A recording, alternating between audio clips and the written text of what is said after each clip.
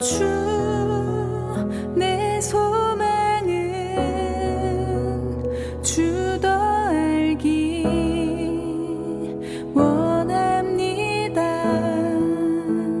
이전보다 더 가까이 가기 원합니다.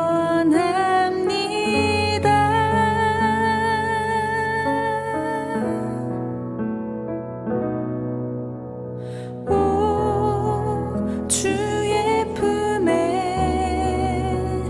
기대기만 원합니다. 주의 사랑으로 변화시켜 주시옵소서.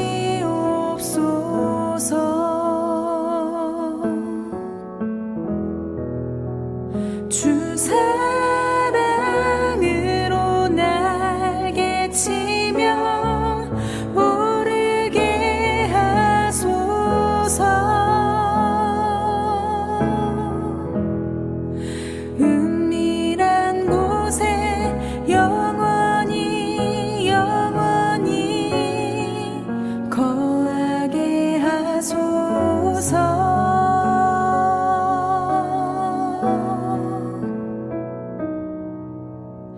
오 주의 사랑 부끄러워 않겠어요. 주의 사랑으로 변화시켜 주시옵소서.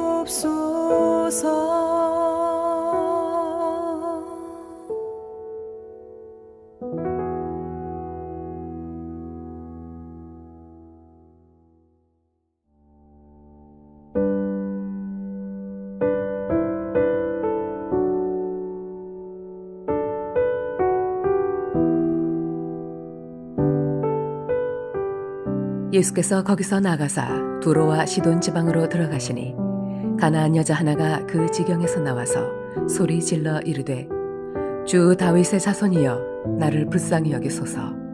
내 딸이 흉악하게 귀신 들렸나이다 하되 예수는 한 말씀도 대답하지 아니하시니 제자들이 와서 청하여 말하되 그 여자가 우리 뒤에서 소리를 지르오니 그를 보내소서. 예수께서 대답하여 이르시되 나는 이스라엘 집에 잃어버린 양 외에는 다른 데로 보내심을 받지 아니하였노라 하시니 여자가 와서 예수께 절하여 이르되 주여 저를 도우소서. 대답하여 이르시되 자녀의 떡을 취하여 개들에게 던짐이 마땅하지 아니하니라. 여자가 이르되 주여 올소이다마는 개들도 제 주인의 상에서 떨어지는 부스러기를 먹나이다 하니 이에 예수께서 대답하여 이르시되 여자여 네 믿음이 크도다. 네 소원대로 되리라 하시니 그때로부터 그의 딸이 나으니라.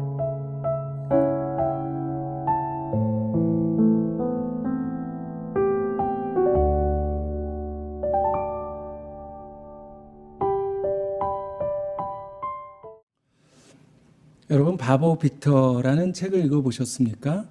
멘사 회장을 역임했던 빅터 세레브리아코프라는 분의 이야기를 담은 책인데요.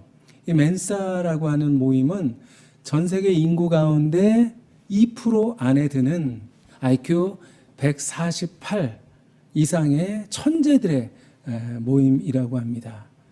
이 빅터는 영국의 빈민가에서 출생했어요. 원래 IQ가 무려 173이었는데요. 담임 선생님이 실수로 앞에 일자를 빠뜨렸어요. 그래서 73이라고 알려주었습니다.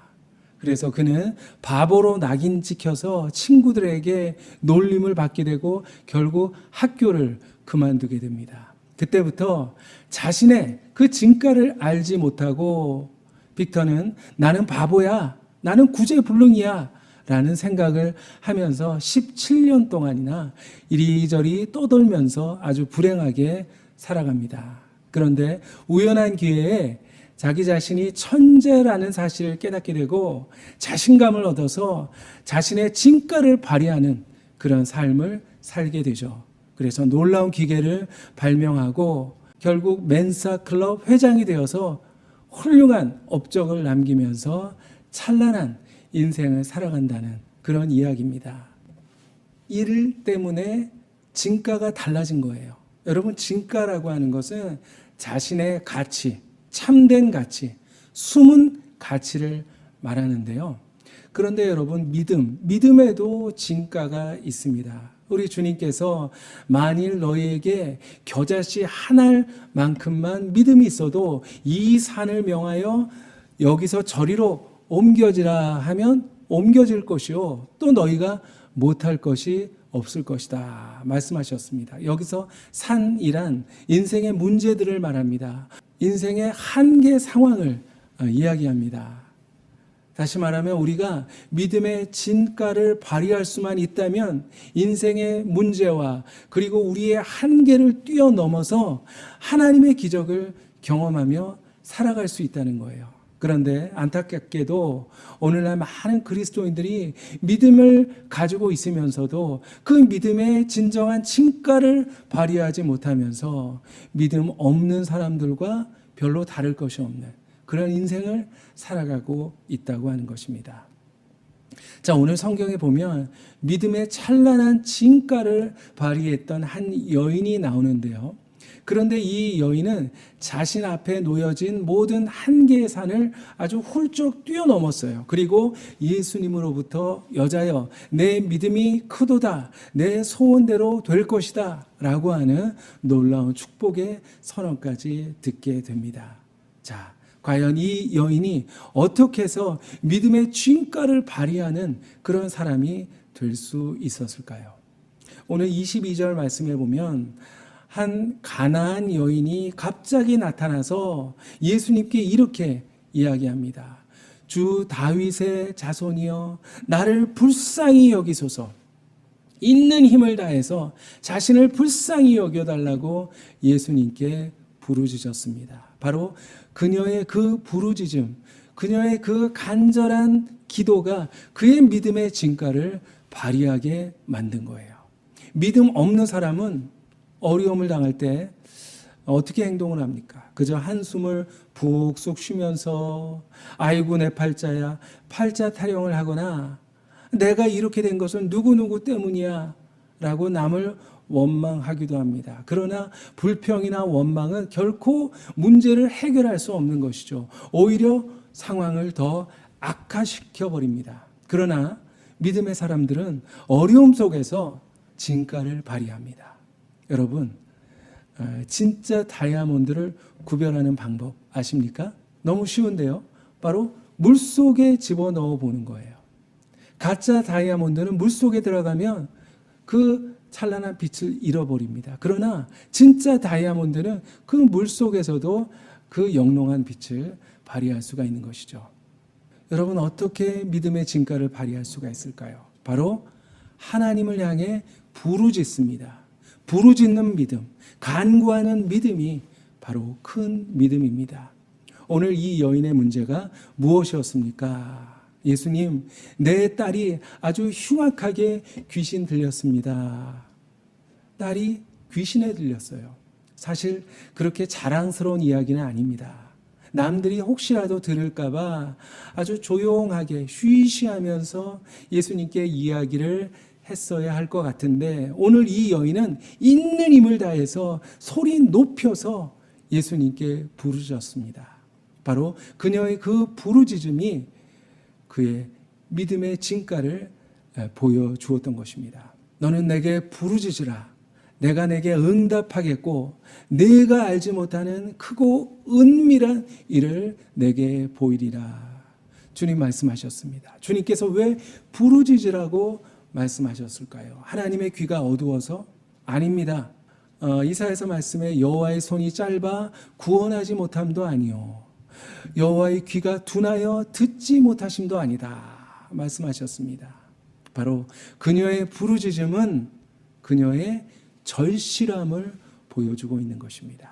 반드시 내 딸을 고치고야 말겠다라고 하는 부모의 마음이었던 것이죠. 21절에 보면 예수님께서 공생의 이후에 처음으로 두로와 시돈 지방에 오신 거예요. 이번 기회를 놓치면 다시 예수님을 만날 기회가 없을지도 모릅니다. 아마 그녀는 지금까지 병원이란 병원, 의사라는 의사는 다 만나봤을 거예요. 몸에 좋다고 하는 약은 다 먹여보았을 거예요. 그러나 실패했습니다.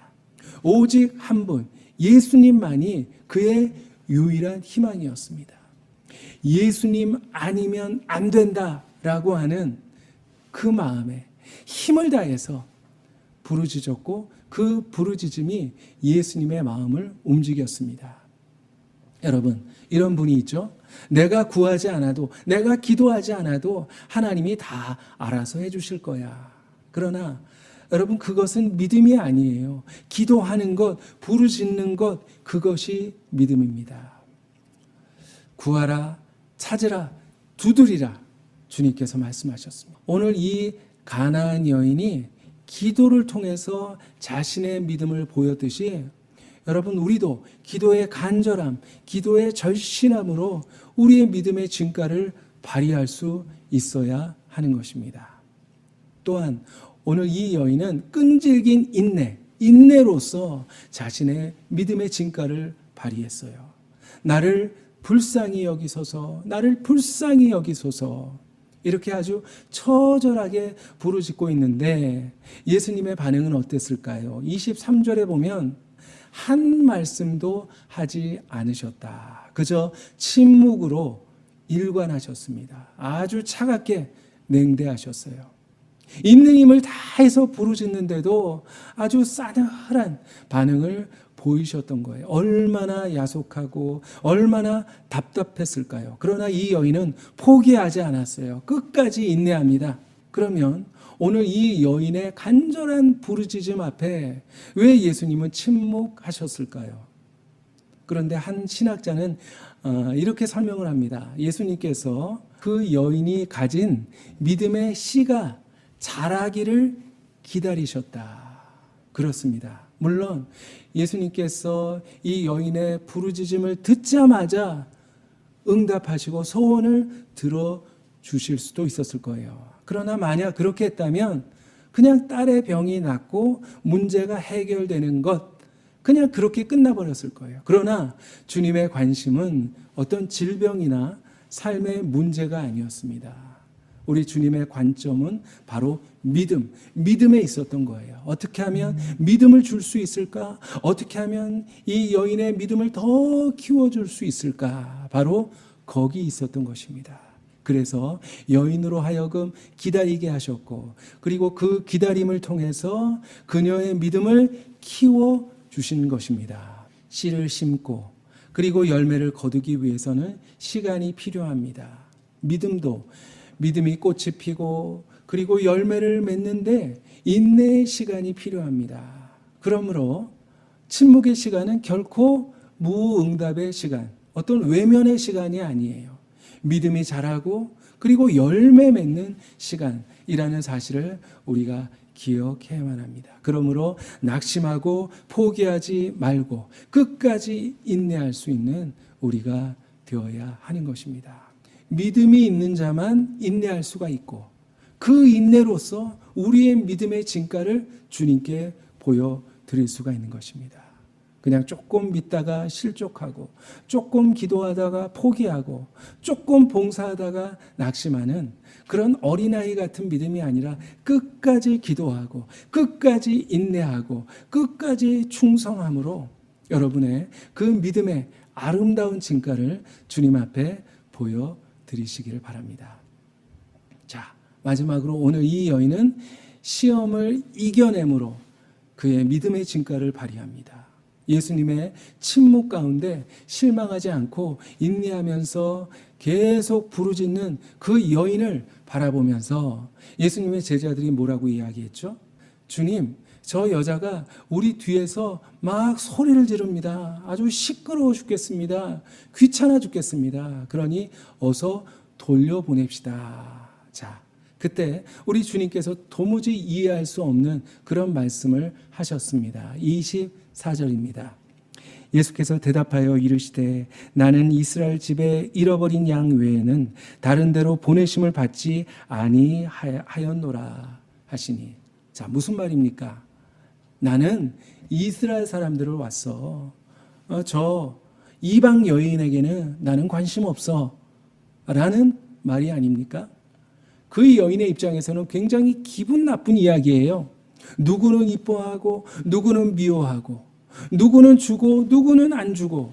여러분, 차별, 이 차별만큼 기분 나쁜 게 없는 거예요.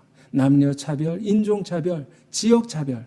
그러나 오늘 이 여인은 물러서지 않고 그 차별에도 불구하고 주님 앞에 나와 엎드려 절하며 주여 저를 도우소서, 주여 저를 도우소서, 그렇게 애원합니다. 바로 시험을 이겨낸 것이죠.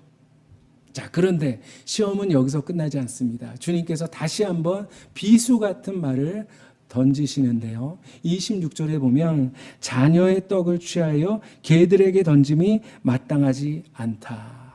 무슨 말입니까?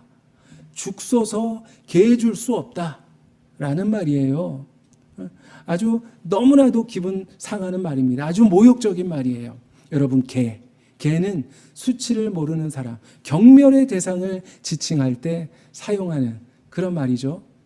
이 소리를 듣고 얼마나 인격과 자존심이 송두리째 무너지는 그런 기분을 느꼈을까요?